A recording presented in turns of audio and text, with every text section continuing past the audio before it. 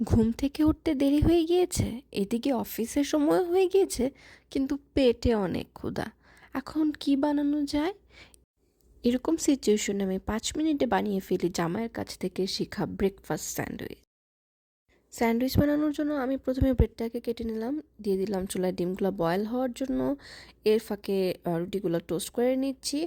আর আমি এখানে একটা অ্যাভোকাডো কেটে নিব। যেহেতু অ্যাভোকাডোটা এখনও সব জায়গায় অ্যাভেলেবল না, সো অ্যাভোকাডোর বদলে আপনারা শসা কুচিও ইউজ করতে পারেন। আর এখানে আমি নিয়ে নিচ্ছি কেটে রাখা অ্যাভোকাডো আর বয়েল হওয়া ডিম।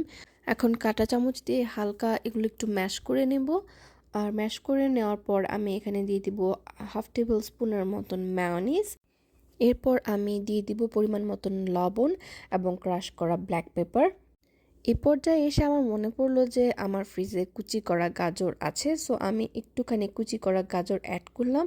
এটা আসলেই টেস্ট বাড়াবে, একটু সুইটনেস নিয়ে আসবে স্যান্ডউইচের মধ্যে। এখন আমি সব কিছুকে ভালোভাবে মিশিয়ে নিচ্ছি।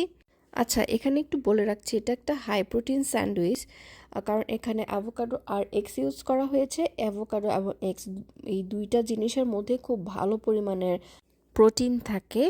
যাদের কাছে অ্যাভোকাডো একটা টেস্টলেস ফুড মনে হয়, আপনারা এভাবে অ্যাভোকাডো দিয়ে স্যান্ডউইচ বানাতে পারেন। I can guarantee you that you will like it. আচ্ছা, এ পর্যায়ে এসে আমি স্যান্ডউইচের ফিলিংটা টোস্ট করা ব্রেডের মধ্যে স্প্রেড করে নিচ্ছি। আর স্প্রেড করা হয়ে গেলে আমি উপরে আরেকটা ব্রেড দিয়ে দিচ্ছি। আর তৈরি হয়ে গেল আমার জামাইয়ের কাছ থেকে শেখা super quick easy breakfast sandwich. আপনারা কেউ ট্রাই করে থাকলে আমাকে জানাবেন টেস্ট কেমন লেগেছে। আজকে এই পর্যন্তই। আল্লাহ হাফেজ।